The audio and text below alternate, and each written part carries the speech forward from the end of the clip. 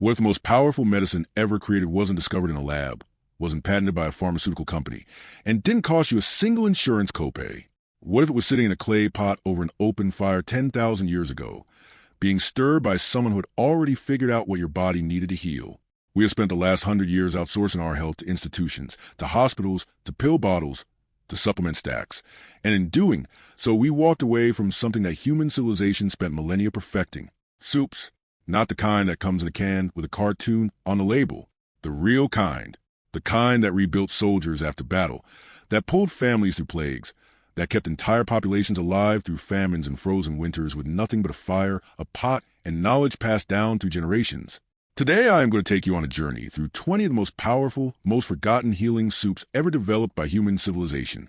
We are talking about recipes that have genuine nutritional science behind them, soups that culture swore by not because of superstition, but because they worked, because generation after generation watched them work, and kept making them, kept refining them, kept reaching for them every single time someone in the family got sick or broken or depleted. Stick around, because number 7 on this list contains an ingredient that has been used as medicine for over 5,000 years and is now one of the most studied botanical compounds on the planet. And number 20 is so nutritionally complete that modern science is still trying to fully map everything it does to the human body.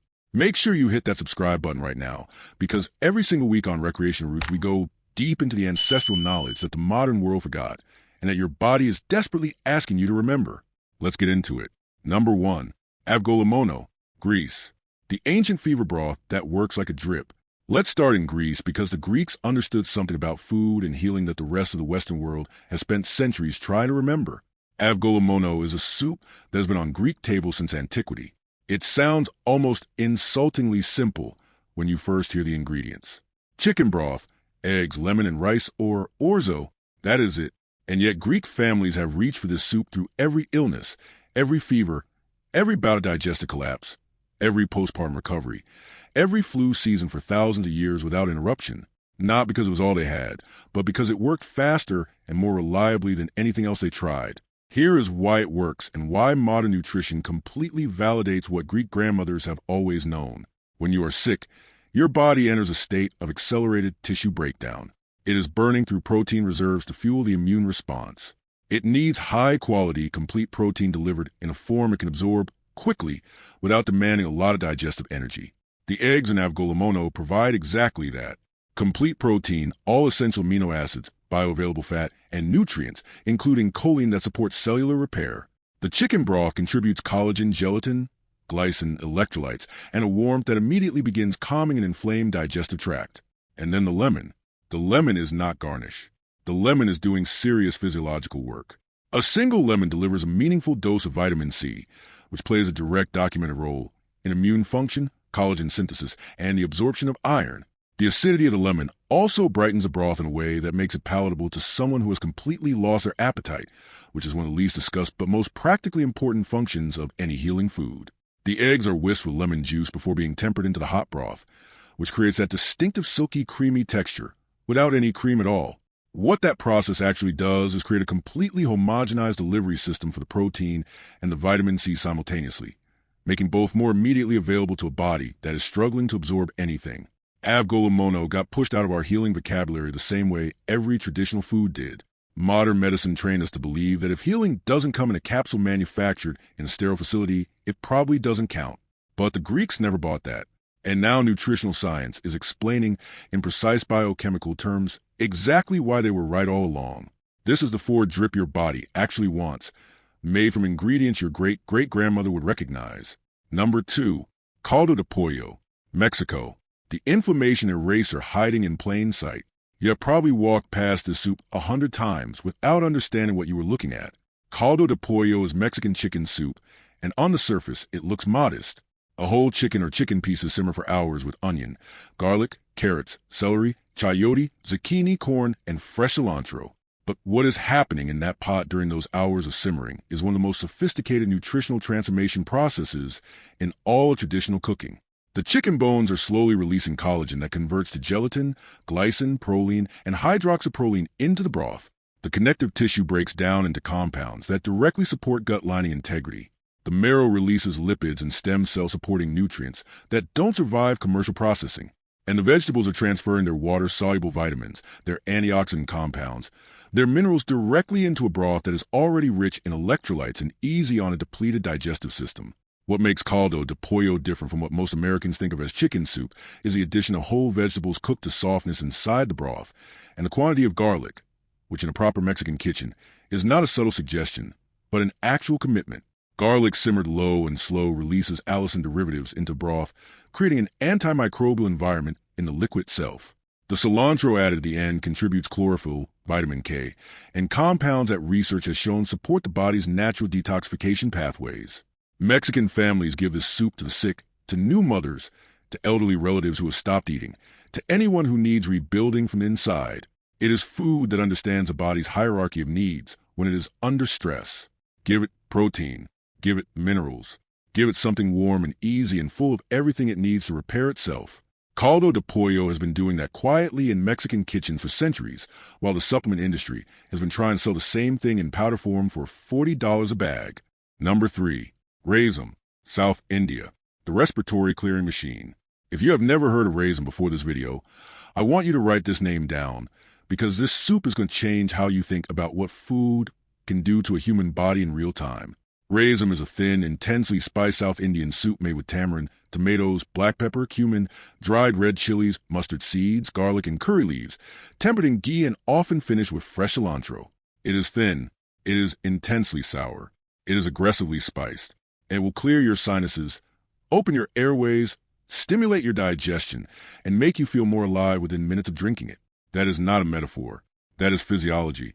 The black pepper in Rasam is the key that unlocks everything else. Black pepper contains piperine, a compound that increases the bioavailability of virtually every other nutrient it encounters. It stimulates digestive enzyme secretion.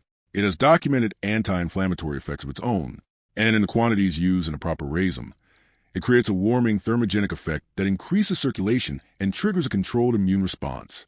The tamarind delivers organic acids that further stimulate digestive function and contribute antioxidants. The cumin has been studied for its ability to support digestive enzyme production, reduce bloating, and improve the speed of nutrient absorption. The dried chilies bring capsaicin, which is one of the most well-documented pharmacological profiles of any food compound on Earth, including decongestant effects, pain-modulating effects, and cardiovascular benefits. South Indian families drink Rasam when they have colds, when their digestion is sluggish, when they feel a fever coming on, when they are recovering from illness, and often simply as a thin final course of meal because they have understood for centuries that this particular combination of ingredients actively supports digestion of everything that came before it. There is a reason that South Indian culinary tradition developed something this precisely calibrated. It is because the people who developed it were paying extremely close attention to outcomes. They watched what happened. They refined the recipe. And what they landed on turns out to be a masterpiece of functional food design that modern nutritional science is still catching up to. Number 4. Borscht, Eastern Europe, the blood builder and liver shield hiding in a red bowl. Borscht is one of the most immediately recognizable soups on Earth and one of the most consistently underestimated. People see the color, they taste the earthiness, and they file it under peasant food, Eastern European tradition, something grandmothers make. What they are missing is that this soup is one of the most nutritionally serious entries on this entire list and has been functioning as both a blood tonic and a liver protectant for populations that survive conditions modern people cannot imagine. Eastern European families ate borscht through world wars, through famines, through winters that killed livestock and collapsed agricultural systems. And they stayed alive partly because of what was in that pot. The centerpiece is beets, and beets are extraordinary medicine. They are rich in betalains, the antioxidant pigments that give them their shocking color, which have documented anti-inflammatory effects and specific liver protective properties that researchers are still actively studying. Beets are one of the highest natural sources of dietary nitrates, which the body converts to nitric oxide, a compound that relaxes and dilates blood vessels, reduces blood pressure, improves oxygen delivery to tissues, and enhances athletic recovery. Traditional herbalists in Eastern Europe prescribe beets specifically for sluggish blood, for liver complaints, for anemia, for exhaustion, and for cardiovascular weakness. They were right about every single one of those applications. Modern research has validated all of them. Combined with cabbage, which delivers vitamin C and glucosinolates that support liver detoxification, with carrots delivering beta-carotene, with onions delivering quercetin, with beans or meat providing protein, borscht creates a nutritional profile that is genuinely comprehensive. Fiber, folate, iron, vitamin C, liver-supporting compounds, cardiovascular-supporting compounds, prebiotic fiber for the gut microbiome, all in one bowl that costs almost nothing to make. Borscht got dismissed as peasant food by a culture that then turned around and started selling beet juice as an athletic performance supplement at $5 per tiny bottle. The peasants had it right the whole time. Number 5. Pho, Vietnam, the bone-deep healing system. Pho is one of the most beloved soups in the world right now, but most people eating it in restaurants are getting a pale imitation of what pho actually is when it is made the traditional way, and they have no idea what that soup is doing to their body beyond tasting incredible. Authentic pho starts with bones. Beef bones, sometimes oxtail, sometimes knuckles, charred onion and ginger, then simmer for anywhere from 6 to 24 hours with star anise, cinnamon, cloves, cardamom, and coriander seeds. That simmering time is everything. That is when the bones release collagen into the liquid. That is when the gelatin forms. That is when the glycine and proline concentrations build to levels that are genuinely therapeutic for the gut lining, for joint cartilage, for skin, and for the liver. The spice blend in pho is not arbitrary. Star anise contains anethole, a compound with documented antimicrobial and anti-inflammatory properties. Cinnamon supports blood sugar regulation and has antioxidant effects. Cloves contain eugenol, one of the most potent natural anti-inflammatory compounds known. Cardamom supports digestive function. Coriander has been used in traditional medicine across Asia for digestive and anti-inflammatory applications for thousands of years. And then you add the fresh herbs at the table. Bean sprouts for vitamin C and enzymes. Fresh basil for antimicrobial compounds. Lime for more vitamin C and acidity that stimulates digestion. Fresh chilies for capsaicin. Hoisin and the fat in the broth make the fat-soluble compounds in the spices bioavailable. Every element serves a function. Traditional Vietnamese medicine didn't separate food from healing, and pho is the most elegant expression of that philosophy in the entire Vietnamese culinary canon. This is a 24-hour pharmaceutical-grade bone broth delivery system dressed up as dinner. Number 6. Tom Kha Gai, Thailand, the antifungal antimicrobial tropical powerhouse. Tom Kha Gai is Thai coconut chicken soup, and if you have ever eaten it, you know there's something about it that feels almost medicinal even before you understand why. The base is coconut milk, chicken broth, lemongrass, galangal, kaffir lime leaves, chilies, fish sauce, and lime juice. And what this combination creates is not just one of the most complex and satisfying flavor profiles in all of Southeast Asian cooking. It is an antifungal, antimicrobial, anti-inflammatory delivery system of remarkable sophistication.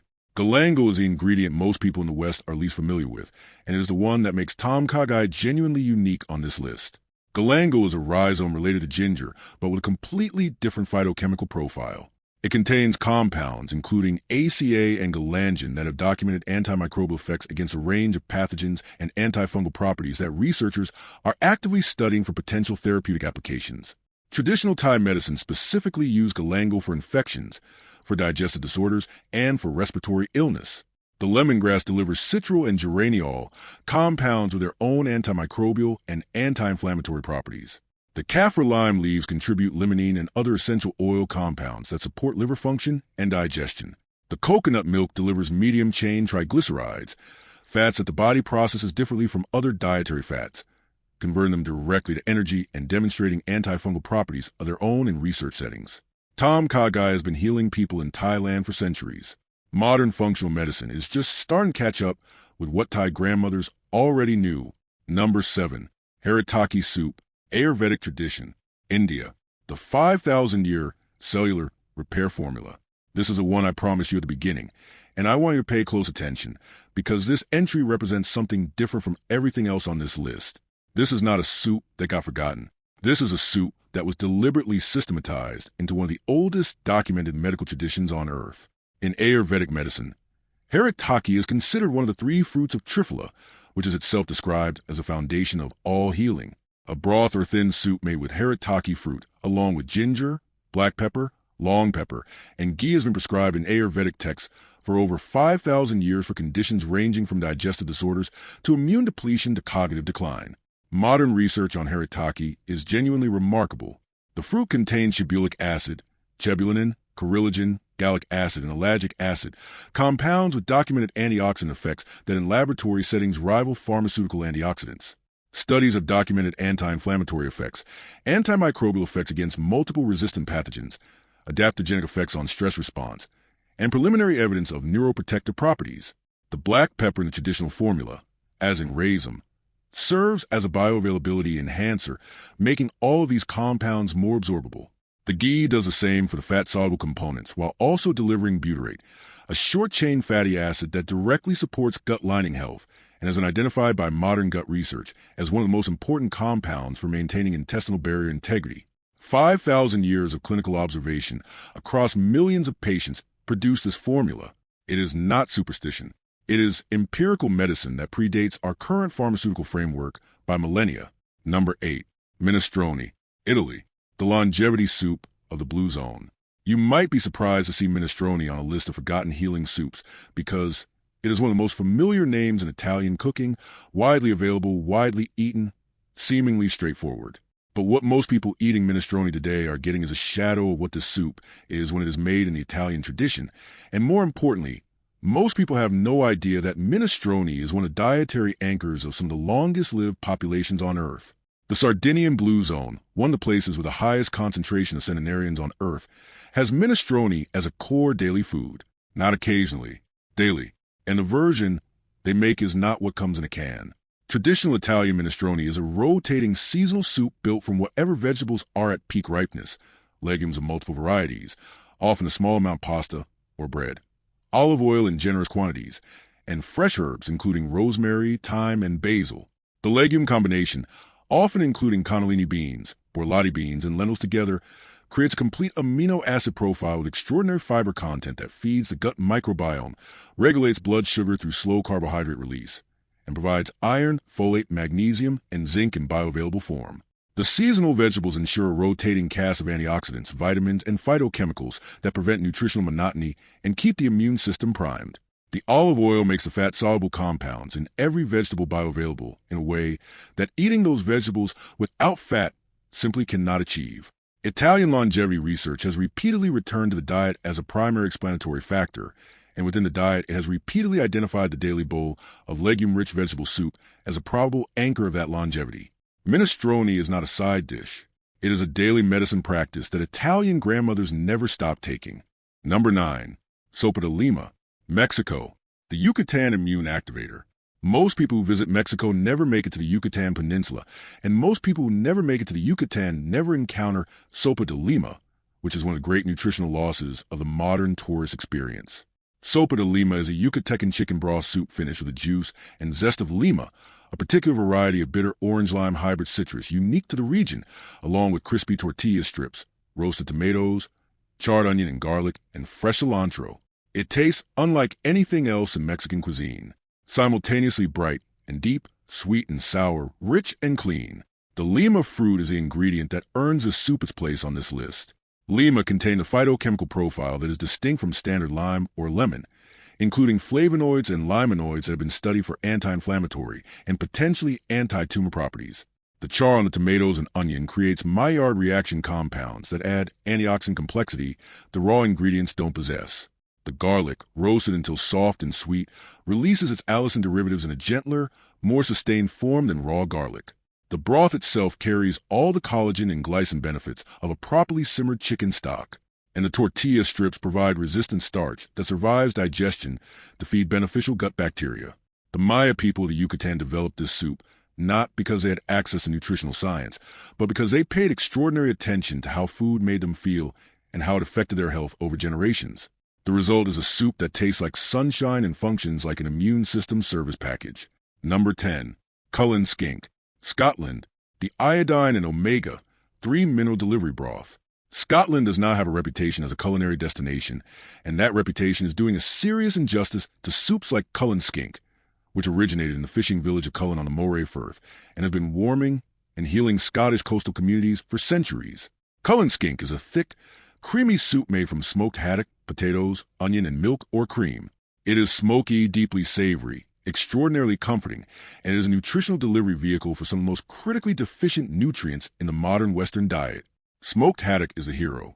Fish in general is one of the best dietary sources of iodine, selenium, and omega-3 fatty acids, 3 nutrients that are chronically insufficient in most modern diets and that are essential for thyroid function, immune response, brain health, and inflammation control. Haddock specifically is also an excellent source of complete protein, B vitamins, including B12, which is virtually impossible to obtain from plant sources, and phosphorus. The smoking process concentrates the flavor without destroying the nutritional profile and adds compounds in the wood smoke that have mild antimicrobial properties.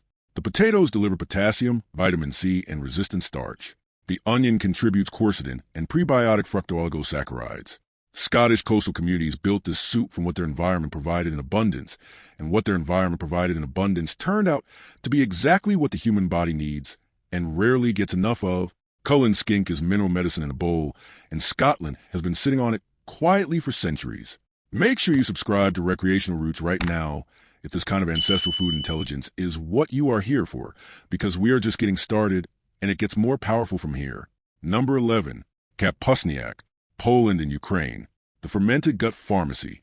Kapusniak is a sauerkraut soup that Eastern European peasants made through the harshest winters in the Northern Hemisphere, when fresh vegetables were months away, when scurvy was a genuine threat, when the gut microbiome was taking a beating from the cold, the stress, and the monotonous diet of survival. And the fact that Kapusniak survived those winters alongside the people who ate it is itself evidence of something important. This soup was doing something the people who made it could observe, even if they couldn't explain the mechanism.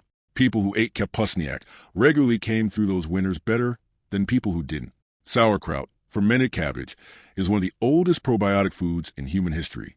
The lactic acid fermentation process that creates sauerkraut produces populations of lactobacillus bacteria, organic acids that lower the pH of the gut environment and protect against pathogenic organisms, and bioavailable vitamins, including a significant and meaningful dose of vitamin C that raw cabbage contains in smaller amounts, and that Eastern European populations without access to citrus fruit through the winter desperately needed. Modern gut science has made the microbiome one of the most intensively researched areas of human health, and the research has been unambiguous. Diversity and health of the gut microbiome correlates with immune function, mental health, inflammatory status, metabolic health, and disease resistance across virtually every condition researchers have examined. Fermented foods like sauerkraut are now understood to be one of the most effective dietary interventions for supporting microbiome health. Kapusniak was gut pharmacy before anyone had the vocabulary for gut pharmacy. It was just called dinner, and it kept people alive through conditions that would flatten modern constitutions in a week. Number 12. Shorba Beida, North Africa. The white recovery soup. Shorba Beida is the white soup of North Africa, a creamy, gently spiced broth made from chicken, white chickpeas, vermicelli or orzo, lemon, fresh ginger, cinnamon, white pepper, and a generous quantity of fresh parsley and cilantro. It is called the white soup because of its pale golden color, and it is eaten across Libya, Tunisia, and Algeria as a primary recovery food. The soup you make for someone who is genuinely ill, the soup that families bring to hospital rooms, the soup that new mothers receive in the days after birth. It has the same cultural role in North African families that chicken noodle soup has in American families, except it is nutritionally far more sophisticated. The chickpeas provide complete protein alongside legume fiber and resistant starch in a form that is extraordinarily gentle on a compromised digestive system. The fresh ginger contributes gingerols and shogales, the anti-inflammatory and anti-nausea compounds that make ginger one of the most clinically validated food medicines in the world. Multiple controlled trials have confirmed ginger's effectiveness against multiple forms of nausea and its anti-inflammatory effects in conditions, including osteoarthritis. The cinnamon supports blood sugar stability, preventing the energy crashes that make illness feel worse. The lemon delivers vitamin C in a quantity that genuinely supports immune function. The herbs, parsley and cilantro in generous quantities, contribute chlorophyll, vitamin K, folate, iron, and antioxidant compounds.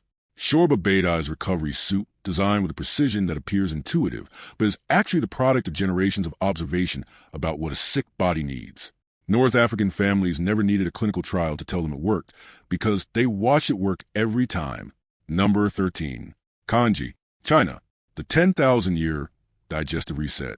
Congee is rice cooked in so much water, and for so long that it completely breaks down into a thick, creamy, smooth porridge-like soup. It has been eaten in China for at least 10,000 years, possibly longer, and it has never gone out of fashion, not for a single generation, not during wars or famines or cultural revolutions, because congee is one of those foods that the human body responds to with such immediate relief that any culture that discovers it never stops making it. Chinese medicine has an entire system for congee as medicine, with specific additions prescribed for specific conditions. Ginger and green onion for cold and flu. Preserved egg and lean pork for recovery. Adzuki beans for kidney support. Lotus seeds for the nervous system. Wolfberries for the eyes and immune function. Century egg for digestive restoration. What makes plain congee itself so healing before you add anything to it is a complete breakdown of the rice starch through extended cooking. The long cooking process creates a predigested carbohydrate that absorbs almost instantly without requiring the digestive system to do almost any work. For someone who is ill, whose digestive fire has gone out, who cannot absorb nutrients from normal food, congee is what gets energy and hydration into the system when nothing else can. The gelatin-like consistency coats and soothes an inflamed digestive tract. The warmth reduces intestinal spasm. The simplicity gives the gut a complete rest while still delivering hydration, minerals, and caloric energy. Modern gastroenterology has a clinical equivalent called the Brat diet, bananas, rice, applesauce toast, that exists for exactly these reasons. Traditional Chinese medicine had congee 10,000 years ago. The principle is identical. The Chinese version has had 10,000 more years of refinement. Number 14. Lablabi, Tunisia, the chickpea gut and liver medicine. Lablabi is a Tunisian soup that is unlike almost anything else on this list in terms of how it is assembled and eaten, and that method of assembly is itself part why it is so nutritionally effective. The base is a simple chickpea broth, cooked until the chickpeas are completely soft, heavily seasoned with cumin, garlic, harissa, and lemon, then pour over stale bread that has been torn into pieces in a bowl, with a raw egg cracked on top, olive oil drizzled generously, capers, pickled vegetables, and fresh herbs added according to preference. Everything meets together in the bowl. The hot broth poaches the egg. The bread absorbs the broth and softens into something between soup and stew. And what you are eating is one of the most complete nutritional packages in all of North African cooking. The chickpeas deliver a complete protein and one of the highest fiber contents of any legume, with particular richness in butyrate-producing soluble fiber that feeds the most beneficial bacteria in the colon.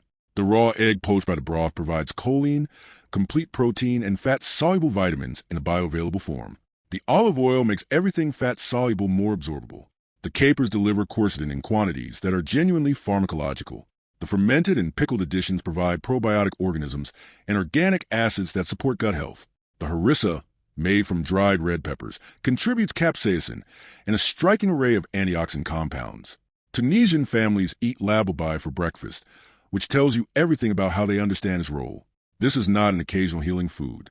It is a daily nutritional foundation, a morning practice built from the cheapest, most available ingredients in the Tunisian kitchen that turns out to be one of the most functionally complete meals a human being can eat. Number 15. Nettle Soup, Northern Europe, the spring blood tonic the whole continent once relied on. Every spring, for thousands of years, across the entire breadth of Northern Europe, from the British Isles to Scandinavia to Baltic states to Central Europe, people went out into the fields and hedgerows and gathered stinging nettles and made soup, not because they had nothing else to eat, because they understood that after a winter of preserved foods, salted meats, dried legumes, and root vegetables, the body was depleted in very specific ways. And nettles, the young spring growth before they flower, was the most concentrated natural source of precise nutrients those depleted winter bodies needed. Stinging nettles are nutritionally extraordinary. They contain more iron per gram than spinach. They contain vitamins A, C, and K in concentrations that match or exceed most cultivated vegetables. They contain calcium, magnesium, potassium, and silica in bioavailable forms. They contain chlorophyll, which has documented liver-supporting and blood-building effects. They contain beta-sitosterol and other plant sterols with anti-inflammatory properties. And they contain formic acid, histamine, and acetylcholine in the sting itself, compounds that are destroyed by cooking, but that traditional herbalists specifically use in non-cooked nettle preparations for conditions including arthritis, where the controlled inflammatory stimulus of the sting appears to paradoxically reduce chronic inflammation. Nettle soup is simply nettles, often combined with potato, onion, and cream or oat milk, blended into a vivid green bowl. It tastes green. It tastes alive. And traditional European herbalists prescribe it specifically for anemia, for fatigue, for seasonal depletion, for arthritis, and for kidney support. Modern analysis has confirmed every one of those traditional applications has a credible nutritional or phytochemical basis. Spring nettle soup was a European continent's annual blood transfusion, and then we forgot to go outside and get the nettles. Number 16. Sinigang, Philippines, the tamarind liver flush. Sinigang is a Filipino sour soup that polarizes non-Filipinos the first time they encounter it. It is intensely, aggressively, startlingly sour, and that sourness is not a flavor accident. It is the entire point. The souring agent is usually tamarind, sometimes green mango, sometimes camellias, a small, intensely sour tropical fruit, and it is added in quantities that create a broth with a pH that is genuinely acidic, genuinely sour in a way that makes your mouth water and your digestive system sit up and pay immediate attention. That salivary response is the first mechanism by which sinigang heals. The intensely sour stimulus triggers a cascade of digestive enzyme production beginning in the mouth and extending to the entire digestive tract. Amylase in the saliva, pepsin and hydrochloric acid in the stomach, bile from the liver, pancreatic enzymes in the small intestine. Sinigang essentially performs a digestive system reset by activating every component of the system simultaneously. Tamarind itself is a remarkable nutritional ingredient. It is rich in tartaric acid, malic acid, and citric acid, organic acids that support liver function, that have documented antioxidant effects, and that in traditional Ayurvedic and Filipino medicine have been used specifically for liver complaints. Tamarind also delivers iron, magnesium, potassium, B vitamins, and antioxidant polyphenol in meaningful quantities. The vegetables in sinigang, typically water spinach, long beans, eggplant, radish, and tomato, all contribute additional micronutrients. The pork or fish provides protein and fat. Filipino families give this soup to people who have lost their appetite, to people whose digestion is sluggish, to people recovering from the kind of illness that leaves the gut feeling completely shut down. Because sinigang wakes it back up in a way that gentle, soothing food cannot. Sometimes healing requires stimulus rather than rest. Number 17. Acquacotta, Italy. The Tuscan peasant mineral broth. Acquacotta literally means cooked water, and it was born from the most absolute destitution. Maremma, the coastal marshland of Tuscany, was historically one of the poorest and most malarial regions of Italy, inhabited by shepherds and farm workers who spent months away from settled communities with nothing but what they could carry and what the land provided. Acquacotta started as literally water boiled with whatever greens could be found, wild herbs, whatever scraps remained, a piece of stale bread placed in the bowl, and if they were lucky, an egg broken on top. It was survival food created by people with almost nothing. And yet it turned out to be a genuinely therapeutic preparation that people in the Maremma have been eating voluntarily, not from necessity, for generations after poverty no longer required it. The genius of Acquacotta is in the wild greens. The Maremma workers used whatever was growing near their camps. Wild chicory, dandelion greens, borage, sorrel, fennel fronds, wild onions, purslane. And wild greens are nutritionally in a completely different category from cultivated greens. They are more bitter, which means higher concentrations of liver-supporting glucosinolates and antioxidant polyphenol. They contain more chlorophyll, more iron, more calcium, and more phytochemicals than their cultivated equivalents, because plants produce those compounds as defense mechanisms, and cultivated plants have had to stress bread out of them. The egg provides complete protein and choline. The stale bread, increasingly fermented as it aged, contributed resistant starch and potentially some probiotic activity. The olive oil made everything bioavailable. Acquacotta is ancestral wisdom compressed into its most essential form, a demonstration that healing food does not require complexity. It requires attention, quality ingredients, and the knowledge of what the body actually needs. Number 18. Miso Soup, Japan. The daily longevity practice. I know miso soup might feel familiar, but I'm going to ask you to completely set aside whatever you think you know about it, because the version most Westerners encounter, the thin, pale, slightly salty broth with a few cubes of tofu floating in it that arrives before sushi, is not what we are talking about. We are talking about traditional Japanese miso soup as a daily cultural practice, made with properly aged miso, real dashi broth, seasonal vegetables, tofu, wakame seaweed, and eaten as the first thing in the morning, every morning, as a nutritional foundation of the day. Miso paste is one of the most complex fermented foods in human culinary history. The fermentation process, using Congee mold on soybeans with salt, takes months for young miso and years for aged red and hacho miso. What that process creates is a food that is genuinely biologically active, alive with beneficial bacterial cultures, rich in enzymes that support digestion, and containing bioavailable compounds that the raw soybeans it started from simply do not contain.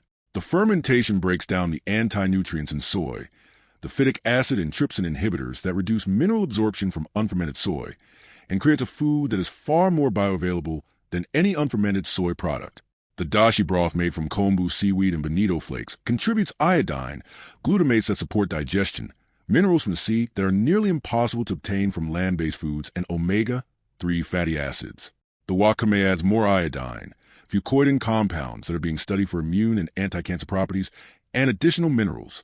Epidemiological research on Japanese longevity has repeatedly identified daily miso consumption as one of the dietary factors most associated with extraordinary health outcomes.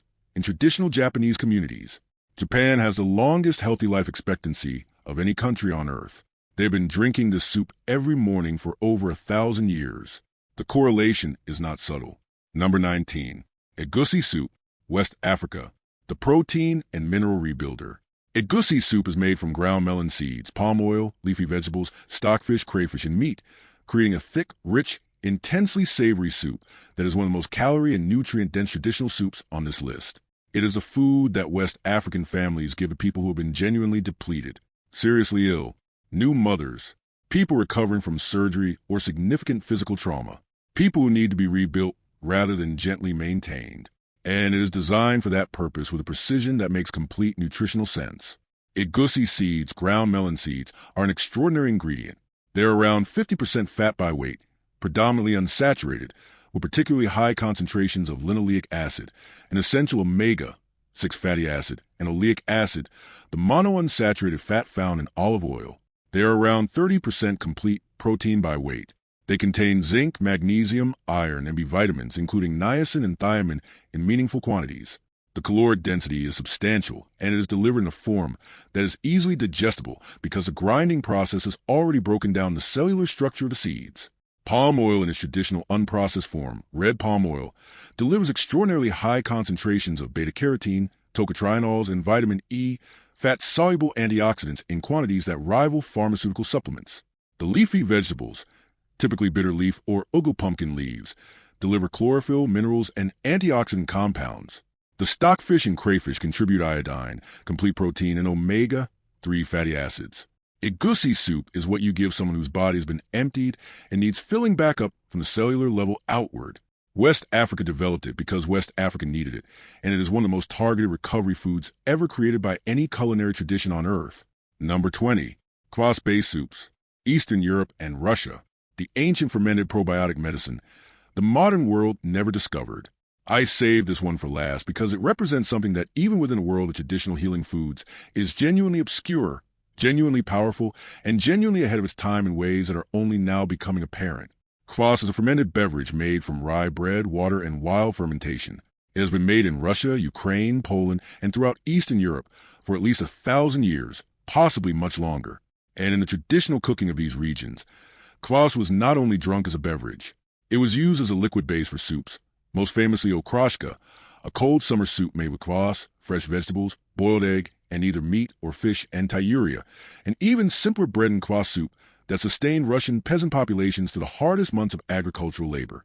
What makes kvass so remarkable from a modern gut science perspective is the fermentation process.